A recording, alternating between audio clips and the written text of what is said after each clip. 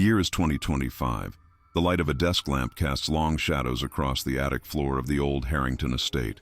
Dust particles dance in the beam as Emma Foster, a 32-year-old photography historian, carefully opens another box of century-old photographs. The wooden floorboards creak beneath her as she shifts her weight, the sound echoing through the cavernous space that hasn't been disturbed in decades. Outside, the wind howls through ancient oak trees, their branches scraping against the mansion's slate roof like skeletal fingers seeking entry. "Just a few more boxes," she whispers to herself, her voice barely audible over the patter of rain against the gabled windows.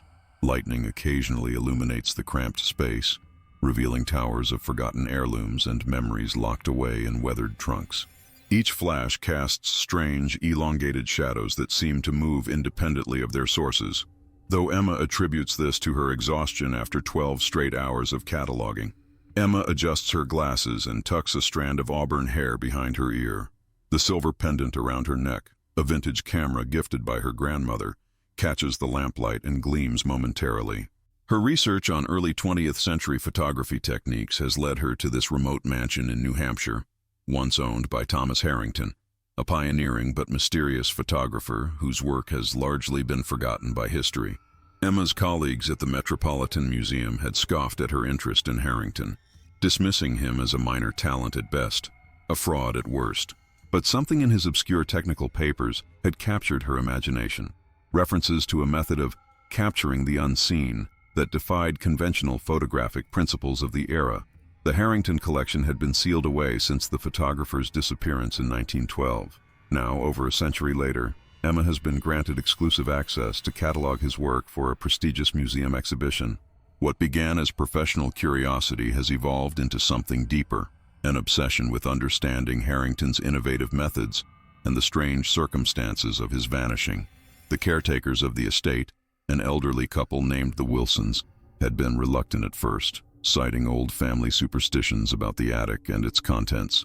Mrs. Wilson had pressed a small iron key into Emma's palm with trembling fingers, whispering, "Some things were locked away for good reason, dear." Emma had dismissed the warning as the ramblings of a superstitious old woman. Now, as another crack of thunder shakes the mansion to its foundations, she's not so certain. As she lifts another stack of photographs from the box, a single image slips free, floating gently to the floor. Something about its movement seems unnatural, as if it falls slower than it should, defying gravity for just a fraction of a second too long. Emma blinks, attributing the optical illusion to eye strain and the flickering light of the old lamp. "I should really take a break," she mutters, rubbing her eyes beneath her glasses. The antique grandfather clock downstairs had chimed midnight over an hour ago, but Emma had barely registered it, lost in the meticulous process of documenting Harrington's conventional portrait work. Nothing extraordinary had emerged from the collection thus far, just the standard posed photographs typical of the early 1900s. Stern-faced families, solemn children, occasional landscapes. Nothing that hinted at the revolutionary techniques Harrington had alluded to in his journals. Emma reaches down, her fingertips brushing against the photograph's aged surface. The moment her skin makes contact with the image, a strange static sensation travels up her arm, like touching a doorknob after scuffing feet on carpet, but more intense, more deliberate somehow. She gasps, nearly dropping the photograph, but curiosity compels her to turn it over. The sepia-toned image shows a young boy, perhaps 9 or 10 years old, standing in what appears to be a garden. Flowering shrubs and ornate ironwork suggest the grounds of a wealthy estate, not unlike the Harrington property in its heyday. The boy wears a neatly pressed suit, typical of 1911, short pants, a jacket with wide lapels, and a cap tilted slightly on his head. His hair is parted sharply to one side in the fashion of the time. In his hands he clutches a ball, not a modern plaything but something more formal, almost like a croquet ball or perhaps a large marble. His smile is wide and innocent, yet something about it seems forced, as if he's being directed to appear happy but feeling something quite different. "Another Harrington portrait," Emma murmurs, preparing to place it in the cataloging pile. She reaches for her pen to make another entry in her meticulous documentation system. Subject: unidentified male child, circa 1910-1912. Setting: formal garden. Notable elements: standard composition, unremarkable lighting technique. But something makes her pause. a subtle wrongness in the composition that her trained eye can't immediately identify. The photograph itself is pristine, better preserved than many in the collection, but there's something off about it.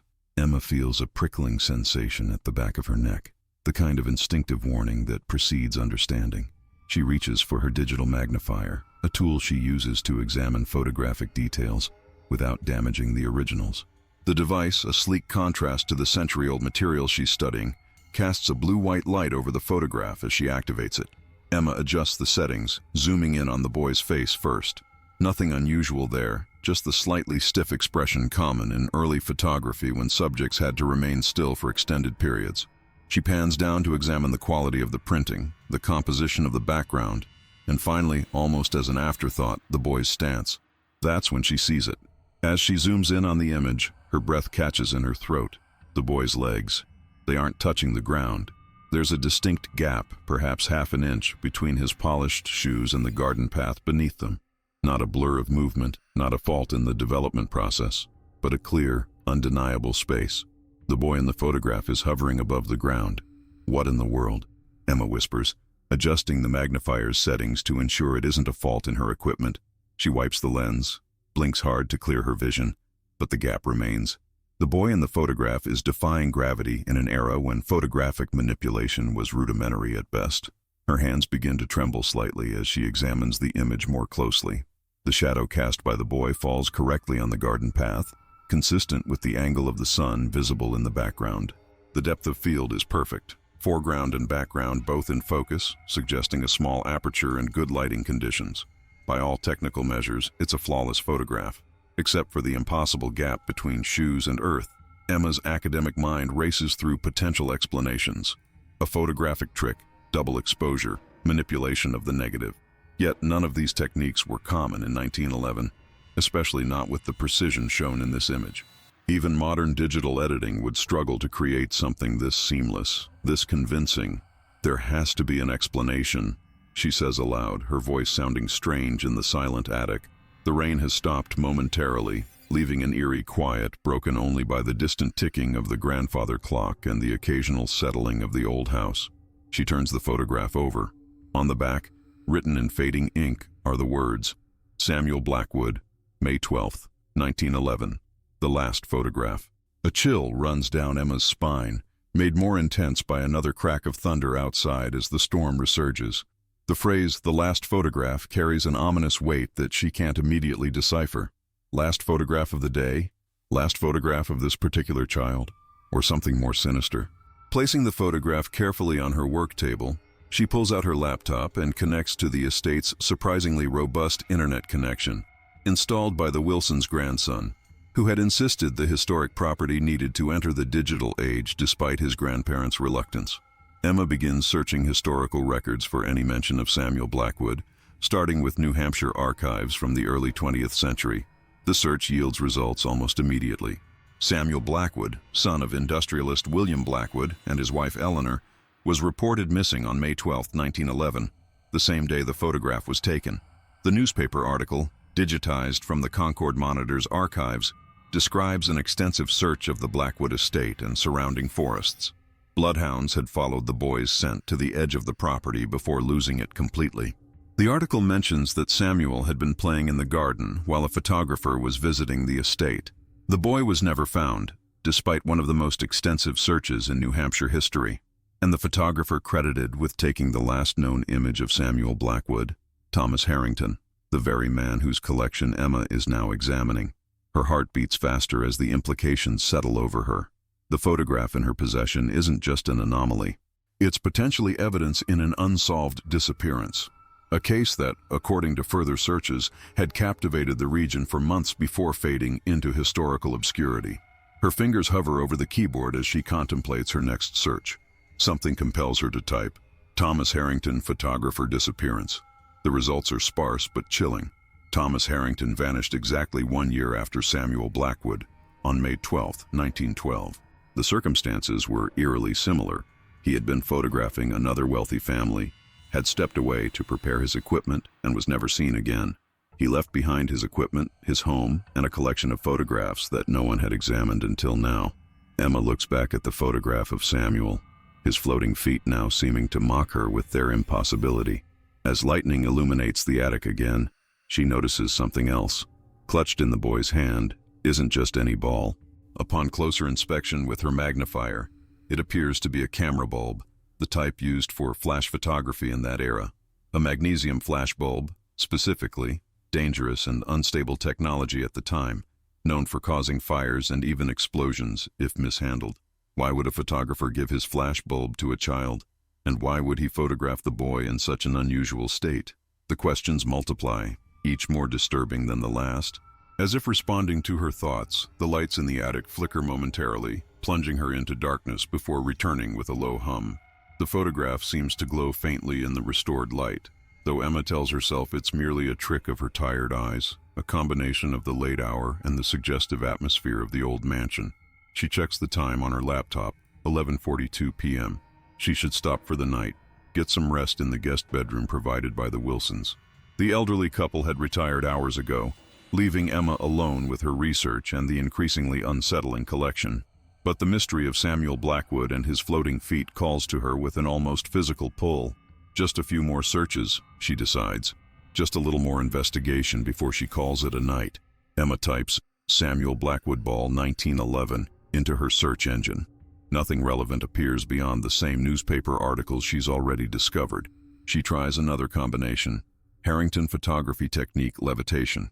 This search yields an obscure article from a 1960s paranormal magazine, digitized for an occult studies database that Emma has access to through her museum credentials. The headline reads, Harrington's Door, Photography as a Portal. The subheading continues, How a Forgotten New Hampshire Photographer May Have Discovered the Key to Interdimensional Travel. Emma clicks on the link, her academic skepticism battling with growing unease. The article is written in the sensationalist style typical of the era's paranormal publications, full of unverifiable claims and dramatic assertions. Yet beneath the lurid prose, there are details that align disturbing well with the photograph in front of her. The article describes rumors that Thomas Harrington had developed a photographic technique that could capture not just light and shadow, but something more, moments where the boundary between worlds grew thin. The author, one Maxwell Conrad, described in the byline as a researcher of the unexplained, claimed to have interviewed several subjects who had sat for Harrington in the early 1910s. All described similar experiences. A strange flash that seemed to linger longer than normal, a momentary feeling of weightlessness, and brief glimpses of somewhere else while the photograph was being taken. According to Conrad, Harrington believed that certain individuals, particularly children, could exist in two places at once when photographed under specific conditions. Their physical form would remain in our world, while their essence could glimpse beyond some invisible threshold. The article suggests this might explain why some of Harrington's subjects reported feeling not quite themselves for days after their portraits were taken, as if a part of them had remained elsewhere. Pseudoscientific nonsense, Emma mutters, though her eyes remain fixed on the screen. She's familiar with the spiritualist movement that was popular during that era, how it often intersected with early photography through fraudulent spirit photographs and similar hoaxes. Yet the article includes details about Harrington's technique that aren't public knowledge, specific chemicals he added to his development solutions, modifications to his camera's aperture, even the particular type of glass plates he preferred. Details that align perfectly with the documentation Emma has been cataloging all day. The article includes no photographs, but mentions Harrington's distinctive signature. He always included an object in his paranormal photographs that didn't belong. A deliberate anachronism, a message to those who knew what to look for. A photographer's tool in the hands of a subject, the article states, was Harrington's way of marking a successful bridging of worlds. Emma's gaze drifts back to the photograph of Samuel, the camera bulb in his hand. Was that Harrington's signature? A photographer's tool in the hands of his subject? Another boom of thunder, closer now, and the lights flicker again, longer this time. Emma saves the article to her laptop before the power can fail completely. When the lights stabilize, she notices something that makes her skin prickle with gooseflesh. The photograph has moved just slightly, rotating perhaps 10 degrees from its original position on the work table. I must have brushed against the table, she says aloud, her voice sounding strange and hollow in the attic space. Yet she knows with certainty that she hasn't moved from her chair, hasn't touched the table since placing the photograph there. She reaches for the photograph but hesitates, an irrational fear suddenly gripping her. Instead, she takes out her phone and snaps a digital image of the original.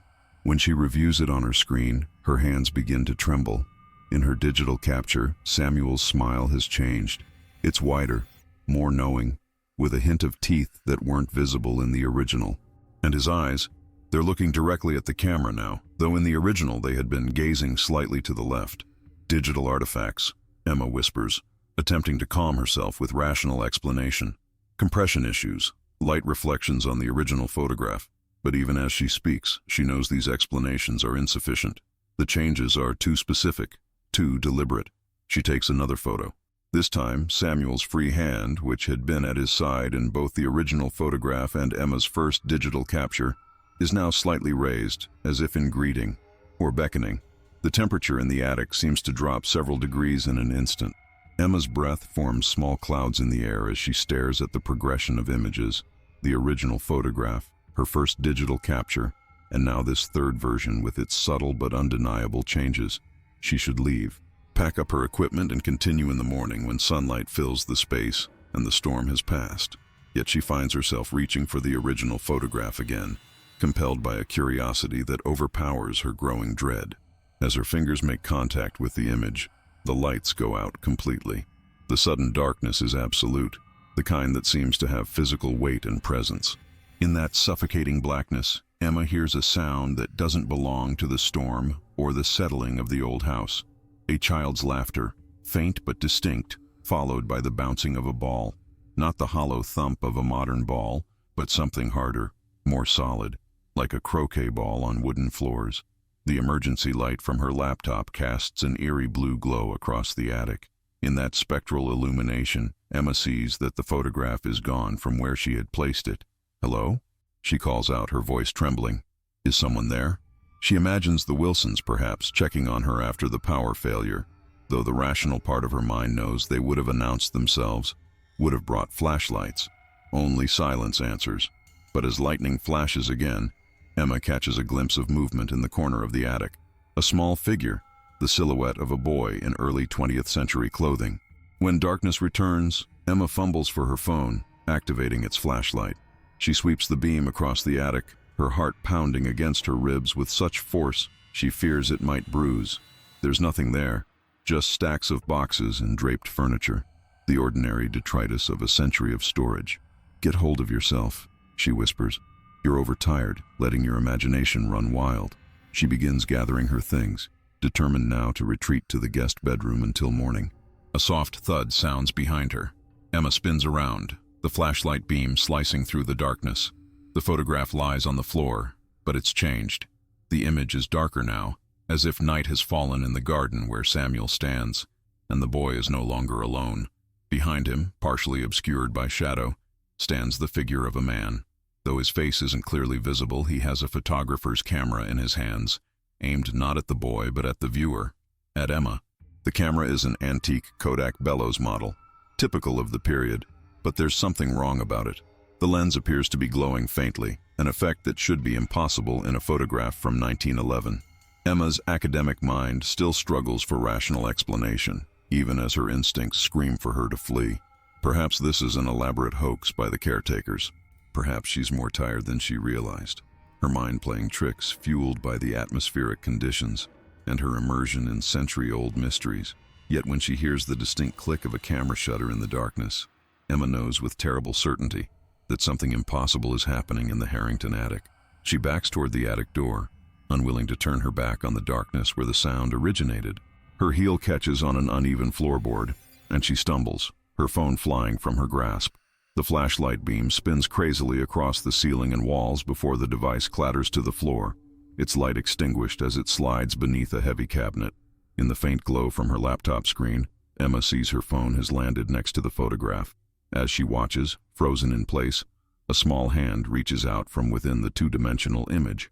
Fingers, a child's fingers, curl around the edge of the photograph, followed by an arm clad in the fabric of a century-old suit jacket.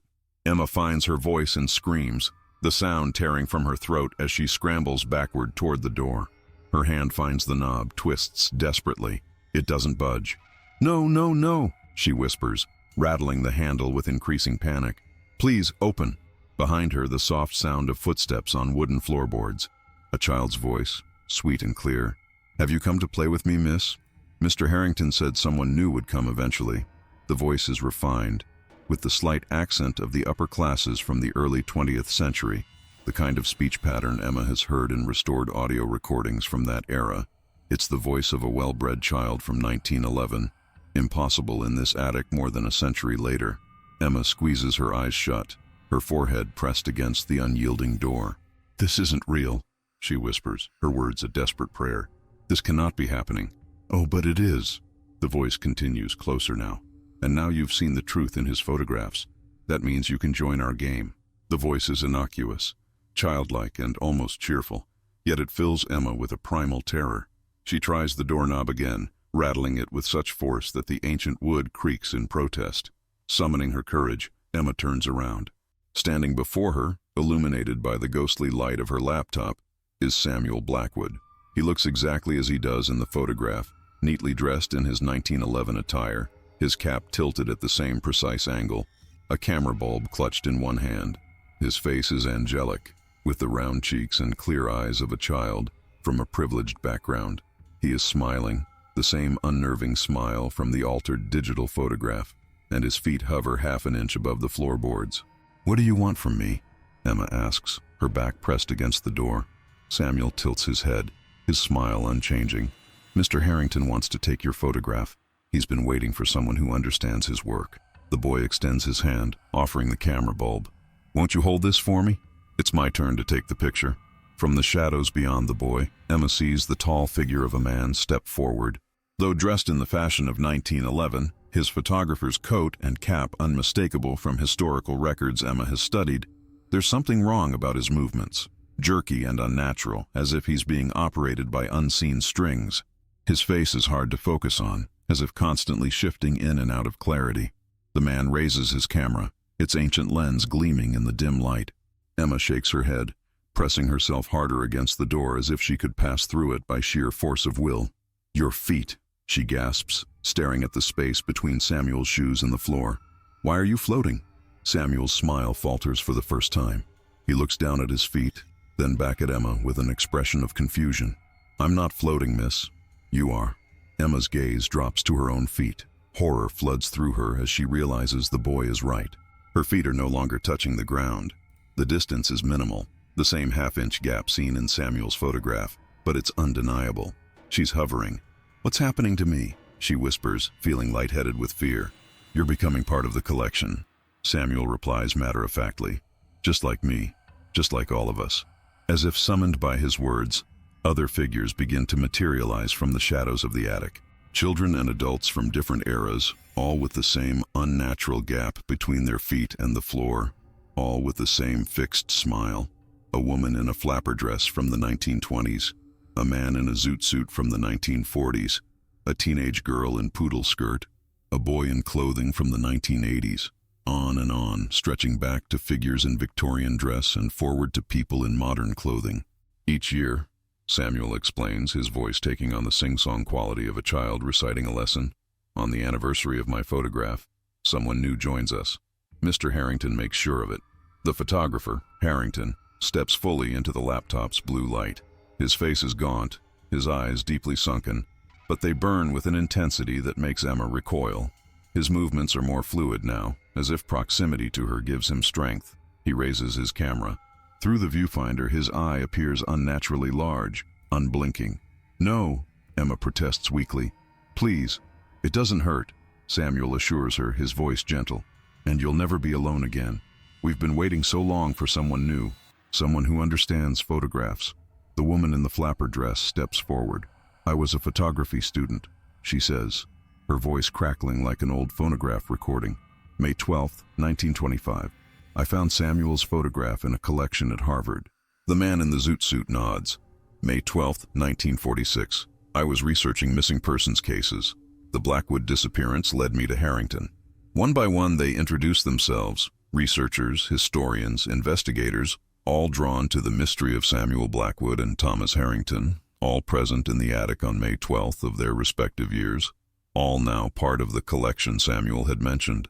Emma's academic mind, even in the grip of terror, recognizes the pattern. "You're all connected to the photograph," she says. "To Samuel's case." The boy nods, pleased, as if Emma has passed some kind of test. "Mr. Harrington needs people who understand his work, people who can help him refine his technique." He gestures to the assembled specters. "We've all contributed something, and now it's your turn." Harrington's finger moves to the shutter. Emma closes her eyes, bracing for whatever comes next. The camera clicks. A flash of light burns through Emma's closed eyelids, so bright it seems to penetrate her skull. The sensation isn't painful as Samuel had promised, but it's overwhelming, as if every cell in her body is suddenly filled with light. She feels weightless, untethered from physical reality. When the light fades and she opens her eyes, the attic is empty, save for her and her equipment. No Samuel, no Harrington, no audience of floating figures. The storm outside has passed. Dawn light filters through the gabled windows, casting long golden rays across the dusty floorboards. Emma's feet are firmly on the floor. For a moment she believes it was all a nightmare, a hallucination brought on by exhaustion and the suggestive environment. Then she sees the photograph on her work table. It's not the image of Samuel anymore. It's a photograph of Emma herself, standing in the attic, her feet hovering above the floorboards, a camera bulb clutched in her hand. And behind her, partially obscured by shadow, stands Thomas Harrington with his camera, written on the back in fresh ink. Emma Foster, May 12, 2025, the newest edition. Emma's hands tremble as she picks up the photograph. It feels warm to the touch, almost alive. The image shows her expression clearly, not fear, as she would have expected, but wonder. Her eyes in the photograph are wide, looking not at the camera, but beyond it, as if seeing something magnificent just out of frame. With trembling hands, Emma reaches for her phone to call for help. The screen lights up to reveal the date, May 12th, the same day Samuel disappeared in 1911, the same day Harrington vanished in 1912, the same day each of the spirits she encountered had become part of the collection. As she stares at the screen, it flickers, displaying a text message from an unknown number. "Your turn now, Miss Foster." The phone goes dark. When Emma looks up, she's no longer alone in the attic. Samuel stands before her again, but this time his smile seems sad. "I'm sorry," he says softly, "but someone has to take the pictures." He holds out an old-fashioned camera, Harrington's camera. "He's gone now. You've taken his place." The camera is heavier than it looks, made of polished wood and brass, with a leather bellows that expands to focus. It feels ancient and somehow hungry in Emma's hands. She backs away, shaking her head in denial. "I don't understand. Where's Harrington?" "You replaced him," Samuel explains, as if it should be obvious. "That's how it works. Someone finds the photograph, discovers the truth, and takes the photographer's place. Mr. Harrington found my photograph in 1912, just as you found it now. He replaced the photographer before him." "And where did the original photographer go?" Emma asks, still struggling to comprehend the nightmare logic of her situation. Samuel's expression grows solemn. Free, finally, after all these years. Each photographer stays until someone takes their place. His form flickers slightly, becoming more transparent. But the rest of us remain. We're part of the collection forever. Emma looks around the attic, seeing it with new eyes. The draped furniture, the stacked boxes, they take on human shapes in her perception now. Silhouettes of people standing perfectly still, all with the same slight gap beneath their feet. Dozens of them, maybe hundreds, stretching back into the shadowed recesses of the enormous space. "How many?" she whispers. "One each year since 1842, Samuel replies. "That's when the camera was created. That's when it first grew hungry." Emma's mind reels with the implications. Over 180 people, trapped in some photographic limbo because of this cursed object, and now she's expected to continue this horrific tradition. "Who created it?" she asks, examining the camera more carefully. Its design is unusual. Parts of it seem older than others, as if it has been modified and enhanced over generations. The lens, in particular, doesn't match the period of the body, appearing both more primitive and somehow more advanced. "A man who feared death," Samuel says. "A man who believed he could capture not just images, but souls. He succeeded in his way." The boy's expression grows solemn. "The camera preserves us, Miss Foster. We don't age, we don't die, but we can never truly live again either. Emma's academic training reasserts itself through her fear. There must be a logical framework to this phenomenon, a set of rules that govern it. If she can understand those rules, perhaps she can find a way out of this nightmare. These photographs, they're doors, aren't they? Passages between worlds? Samuel nods, seemingly pleased by her understanding. Mr. Harrington came closest to understanding how it works. That's why his photographs were different. He learned to create images where we could visit, limited times, limited places. That's why my feet are floating in that photograph. I was halfway here already. A theory forms in Emma's mind, drawing on the article she had read and her own extensive knowledge of photographic processes. The camera bulb in your hand in the photograph, that was Harrington's signature, his way of marking the transition. Yes, Samuel confirms. Each photographer develops their own signature, their own way of marking those who can cross between. Mr. Harrington used his flash bulbs. The man before him used pocket watches. The woman before him used ribbons. He points to the flapper from the 1920s, who has materialized again at the edge of Emma's vision. A small camera bulb visible in her hand as well. Emma feels the weight of the camera in her hands, the responsibility it represents. She thinks of the boy Samuel mentioned, Charlie, unknowingly going about his day, unaware that he's been marked as the next victim in this unending cycle. I need time, she says finally. Time to think, to understand what's happening. You have until sunset, Samuel replies, his form growing more transparent as morning light fills the attic. Then the hunger begins. Hunger? What hunger? But Samuel is already fading from view, his final words barely audible. You'll know. We all did. As the boy disappears entirely, Emma is left alone with the camera and the photograph of herself, evidence of a transformation she doesn't fully comprehend but cannot deny. She sits heavily in her chair, mind racing. The rational part of her brain still fights against accepting what she's experienced. Hallucination, exhaustion, perhaps even some kind of gas leak affecting her perception. These explanations hover at the edges of her consciousness. But the photograph of herself, the antique camera in her hands, and the undeniable memory of hovering above the floorboards make these comfortable denials impossible to maintain. Emma spends the morning researching frantically on her laptop, searching for any historical record of the camera's origins or similar paranormal phenomena. She finds scattered references to soul photography in the 19th century, charlatans who claimed to capture spirits on film, but nothing that explains the reality she's experiencing. She tries calling the Wilsons, but there's no answer in the main house.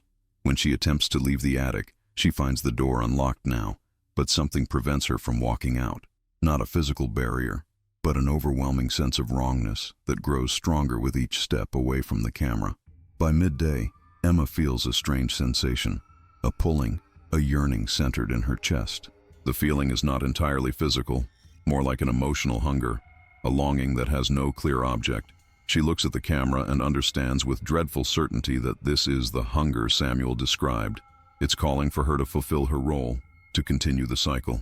She resists, trying to focus on finding a solution. She examines the photograph of herself again, looking for clues, for weaknesses in whatever supernatural process has ensnared her. A detail catches her eye. In the image, the camera bulb she holds isn't vintage like the one Samuel carried. It's modern, a digital flash trigger that shouldn't exist in a photograph with antique aesthetics. An anachronism. Harrington's signature. Emma's mind races. If Harrington could manipulate the photographs, create doors between worlds, perhaps there's a way to change the rules of the game. Perhaps there's a way out that previous photographers never discovered. She returns to the Maxwell Conrad article, reading it more carefully now. The author had speculated that Harrington's technique worked by capturing the moment when a soul stands in two worlds at once. If that were true, then the photograph wasn't just a record of that moment, but an active artifact maintaining the connection. Emma examines the camera more carefully, looking for anything unusual in its construction. The lens, she notices, isn't made of ordinary glass. It has an opalescent quality, shifting colors when viewed from different angles. And inside the bellows, where there should be darkness, she occasionally catches glimpses of light that have no obvious source. The pulling sensation intensifies as afternoon wanes. Emma finds herself gathering her equipment, packing the camera in her bag, heading for her car. all with a sense of detachment, as if her body is acting on its own. She tries to resist, but the hunger is overwhelming now, a physical need that cannot be denied. She drives to the address she somehow knows, the old Blackwood estate, now renovated into a modern home where a new family lives. The Taylors, with their 10-year-old son, Charlie. Emma has never met them, never heard of them before today, yet she knows exactly where they live, exactly what Charlie looks like, exactly how he will react to seeing her. Emma parks across the street, the camera now burning against her skin through her bag.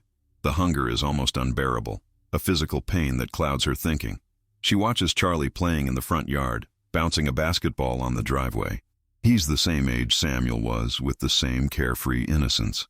"I can't do this," Emma whispers, gripping the steering wheel until her knuckles turn white. But even as she speaks, her hand moves to the camera bag, fingers working the clasp of their own accord. A tap on her car window makes her jump. Standing outside is Samuel, visible only to her, his expression urgent. "It's time, Miss Foster," he says, his voice somehow audible through the glass.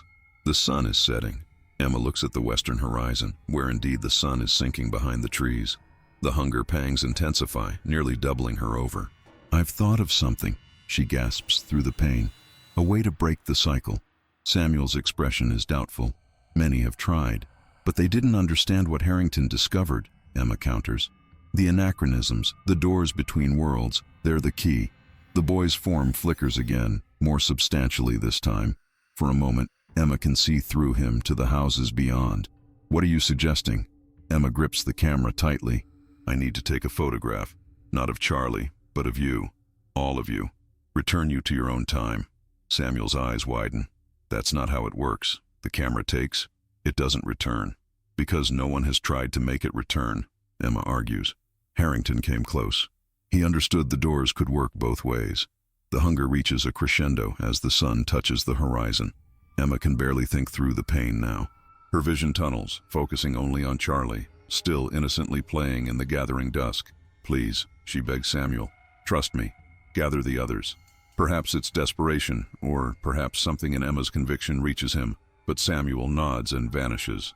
Moments later, as the last rays of sunlight filter through the trees, the passenger seat beside Emma fills with shimmering, translucent forms, Samuel and others, children and adults from across the decades, all bearing the same haunted look, all with the same slight hover to their stance. "What now, Miss Foster?" Samuel asks. The others watch in silence, expressions ranging from hope to skepticism. Emma raises the camera with trembling hands. She's operating on intuition now, a theory built on fragmented research and desperate hope. "I'm going to take your photograph as a group. Focus on your original time, your home, the moment before you were taken." Disbelief and fragile hope war on their transparent faces. The flapper woman speaks up, her voice still crackling with that phonograph quality. "It won't work. The camera doesn't reverse. It only captures." "Because that's what each photographer has believed," Emma counters. But Harrington discovered something. The anachronisms, the signatures. They're not just markers. They're keys. Doors work both ways if you have the right key. Emma looks through the viewfinder, framing the impossible gathering of spirits.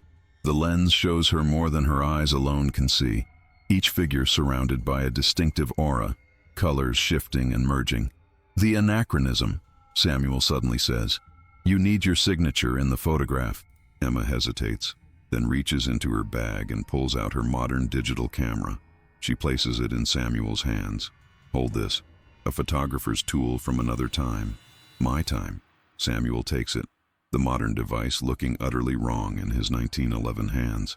"And you need to hold something from my time," he says, offering her the antique flashbulb. As the sun disappears and true night begins, Emma presses the shutter. The hunger peaks, threatening to consume her consciousness entirely. The flash that follows is blinding, unlike anything a normal camera should produce. It floods the car with white light that seems to bend and warp the very fabric of reality. Through streaming eyes, Emma sees the gathered spirits begin to dissolve not into nothingness, but into the photograph itself, which glows with an unearthly light. She hears voices, fragments of thanks, cries of relief, Samuel's clear, "Goodbye, Miss Foster," before consciousness leaves her entirely. When she awakens, the car is dark and cold. Hours have passed. The dashboard clock reads 3:17 a.m. The camera lies on the passenger seat, but it's changed.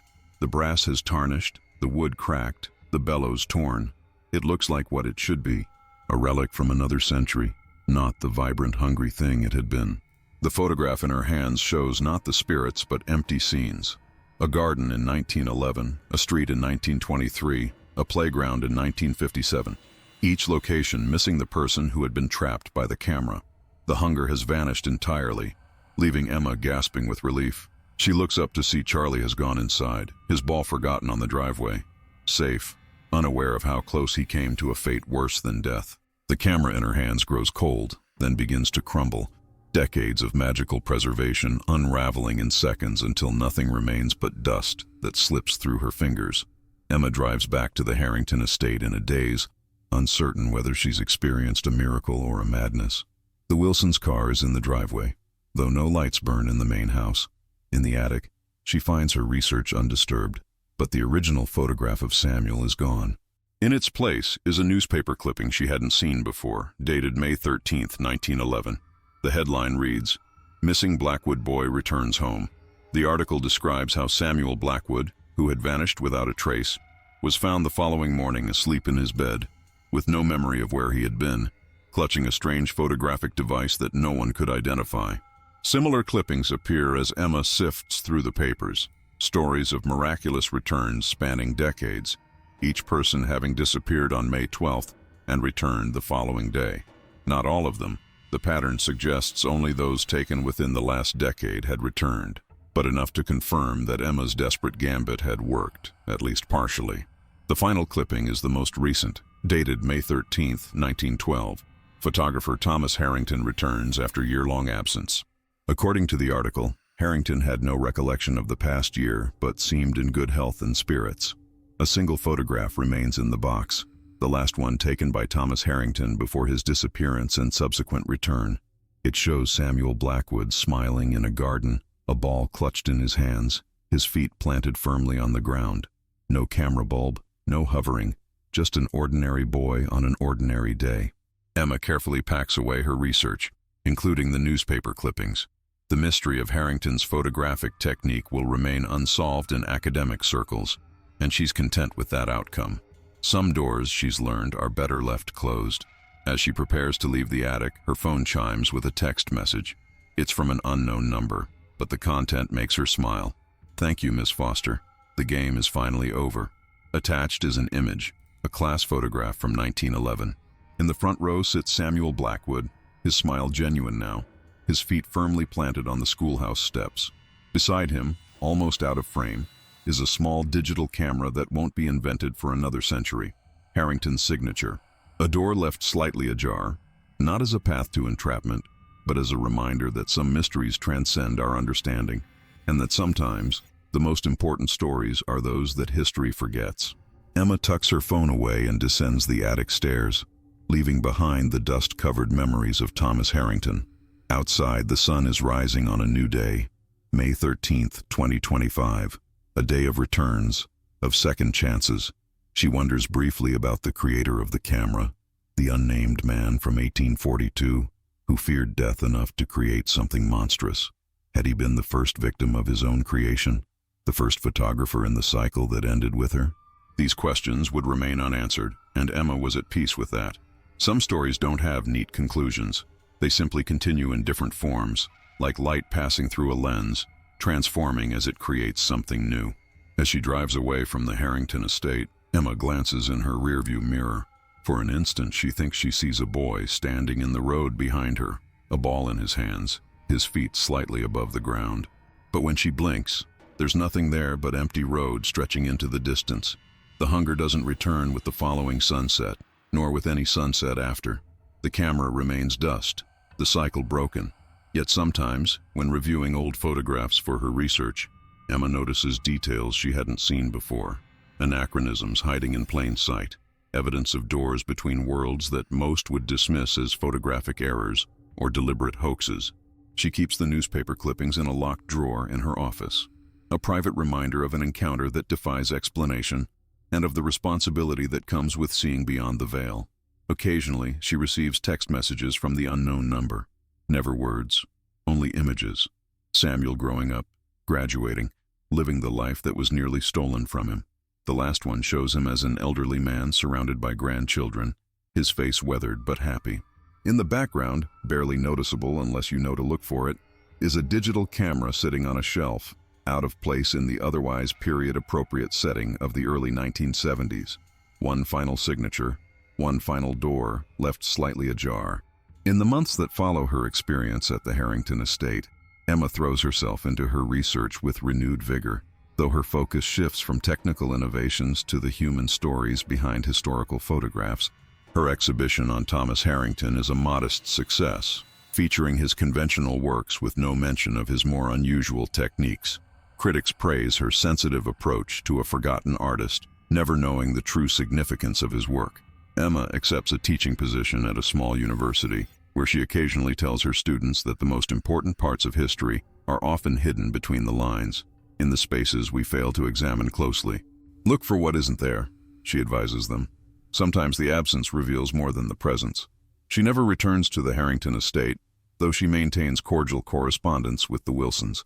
The elderly couple never mention the events of that night, but Mrs. Wilson sends Emma a small package on the anniversary of her visit. Inside is an iron key, the same one used to unlock the attic door, with a note that reads simply, "Some doors should remain locked, but we must never forget they exist." Emma keeps the key on her desk, a tangible reminder of thresholds crossed and mysteries resolved. Her academic reputation grows steadily over the years. She becomes known for her meticulous research, her intuitive understanding of photographic history, and her almost uncanny ability to spot manipulated or altered images. Colleagues joke that she must have a sixth sense for photographic authenticity. Emma never corrects them. One day, while giving a lecture on early photographic techniques, a student asks about the phenomenon of floating subjects in Victorian photography, people who appear to be hovering slightly off the ground in otherwise ordinary portraits. A combination of long exposure times and subjects' shifting position, Emma explains. The practiced lie coming easily now. The feet would blur while the upper body remained relatively stable, creating an optical illusion of hovering. After class, the student approaches her desk, holding out a photograph. "I found this in my grandmother's attic," he says. "I thought you might find it interesting." The image shows a young woman from the early 1900s, standing in a garden. Her feet hover slightly above the path. In her hand is a small object that doesn't belong to her era, a modern wristwatch. Emma looks up sharply at the student. "Where did you say you found this?" "In my grandmother's attic," he repeats, along with some old newspapers about a missing photographer who returned after a year. "Thomas something. Harrington," Emma supplies, her throat suddenly dry. The student nods. "That's it. My grandmother lived in New Hampshire, the Blackwood estate." Emma carefully returns the photograph. "Keep this safe," she tells him. "And if you ever notice anything unusual about it, please contact me immediately." That night, Emma receives another text from the unknown number. This time there are words. "It was never completely destroyed. Be vigilant." Attached is an image of a camera lens, opalescent, shifting colors, lying amid what appears to be the rubble of an attic floor. Emma stares at the message for a long time before responding with a single word. "Where?" The reply comes instantly. "The cycle never truly ends, Miss Foster. It only changes form." For weeks afterward, Emma dreams of Samuel Blackwood and the others, not trapped and hovering, but standing firmly on solid ground, watching her with solemn expressions. In these dreams, they form a circle around a pile of dust that occasionally stirs and reforms into the shape of a camera before crumbling again. "It's trying to come back," Samuel tells her in one particularly vivid dream. "It always does." "How do I stop it?" Emma asks. Samuel shakes his head. "You don't stop it. You contain it. You watch for the signs, the floating, the anachronisms, the hunger." Emma awakens from these dreams with a sense of purpose. She begins collecting historical accounts of missing persons who disappeared on May 12th throughout the centuries. She maps the pattern, looking for clusters, for connections. The Blackwood estate appears repeatedly in her research, but so do other locations, places where the camera might have traveled, where other photographers might have continued the cycle before Harrington. She reaches out to colleagues, to archivists, to paranormal researchers, anyone who might help her identify and locate photographs with the telltale signs, subjects hovering above the ground, anachronistic objects clutched in their hands, dates that coincide with disappearances. Most of her academic peers think she's working on a book about photographic hoaxes. A few of the more esoterically inclined suspect she's tracking evidence of time travel or interdimensional phenomena. None of them know the truth, that Emma Foster is hunting fragments of a camera that should no longer exist. Years pass.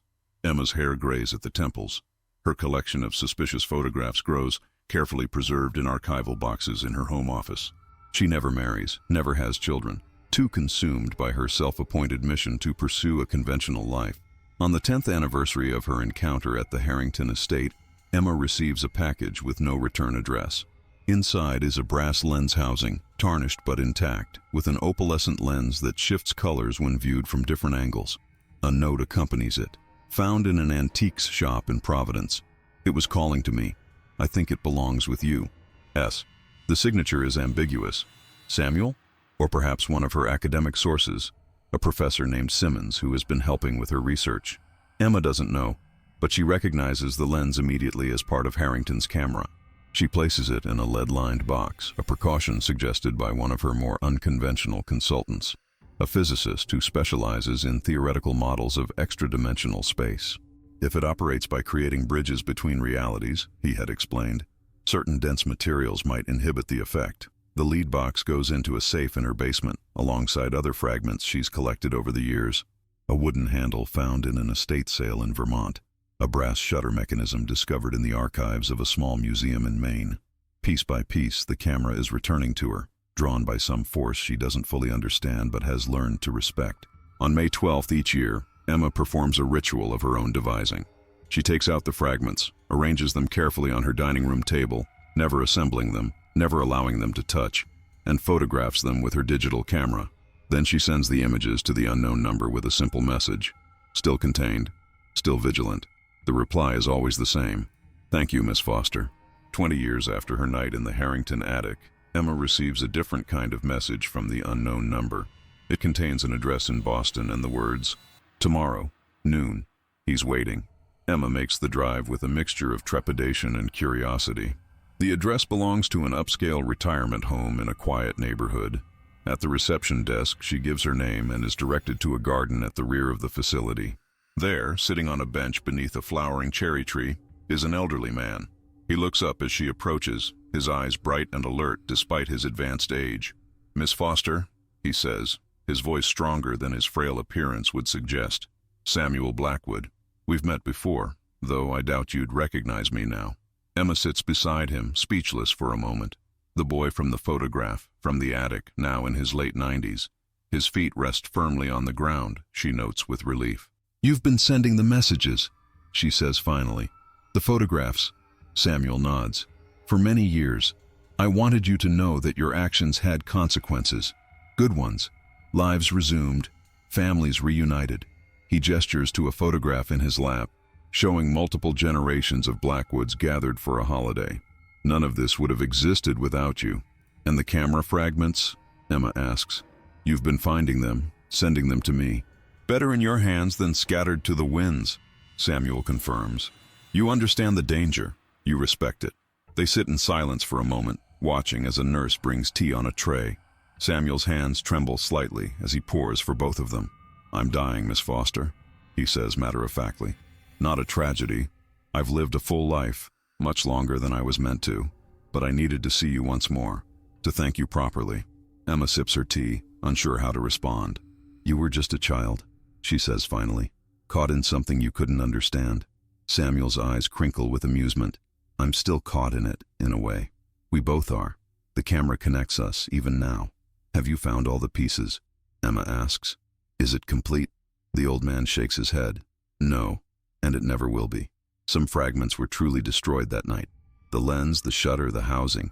These can be reconstructed, but the heart of it, the thing that made it hunger, that's gone forever." Relief washes over Emma. "Then why continue collecting the pieces? Why not let them remain scattered?"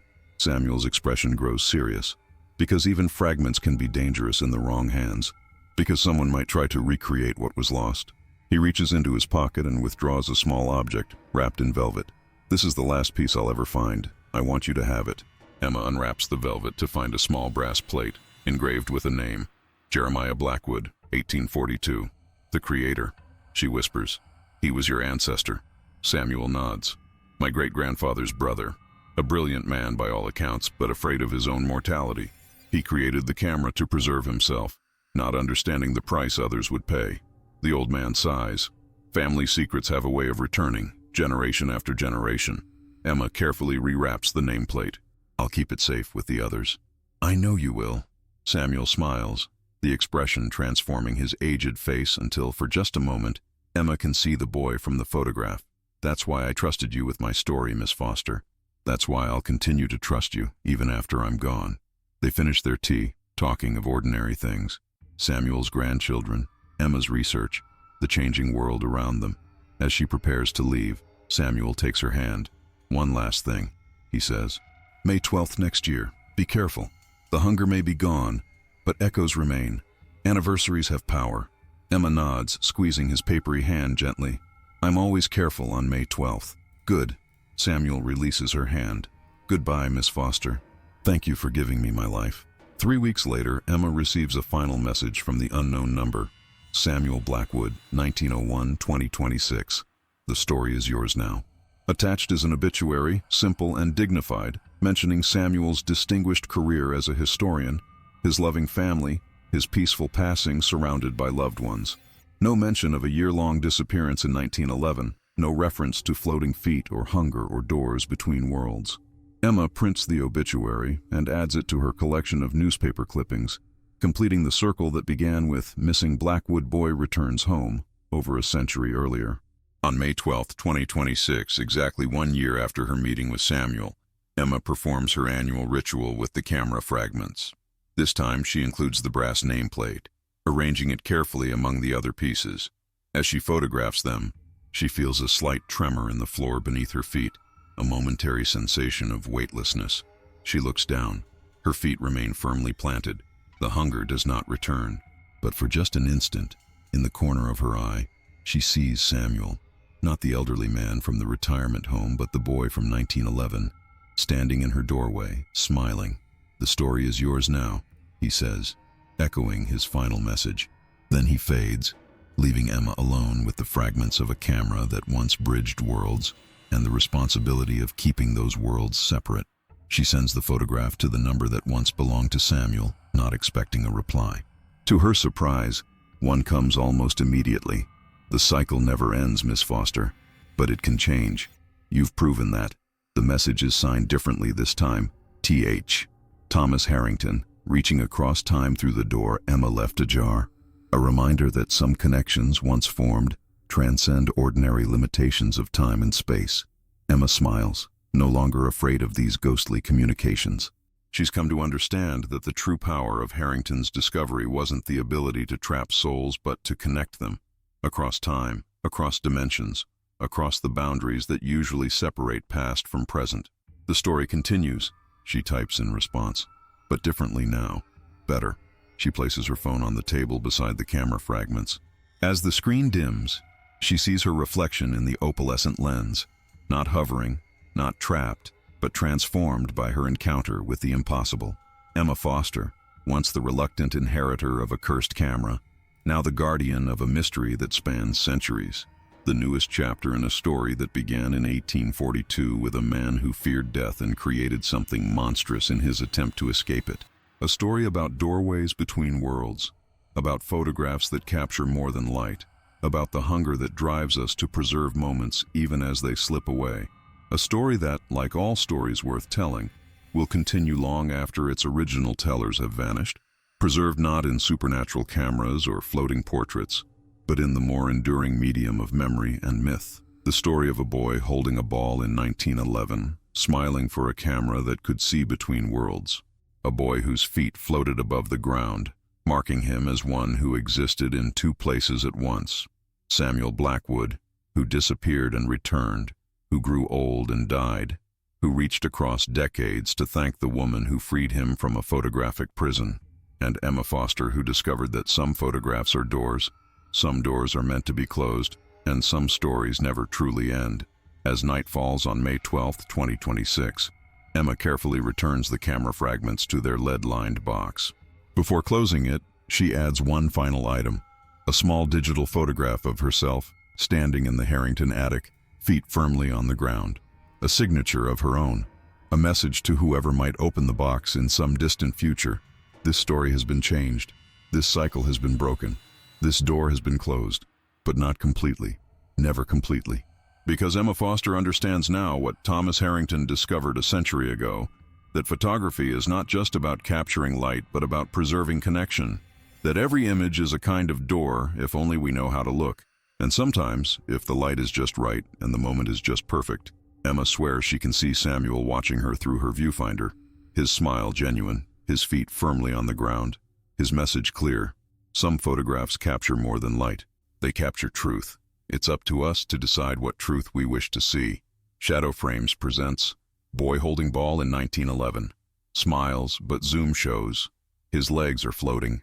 A story about what lies beyond the frame and what happens when we look too closely at the spaces in between.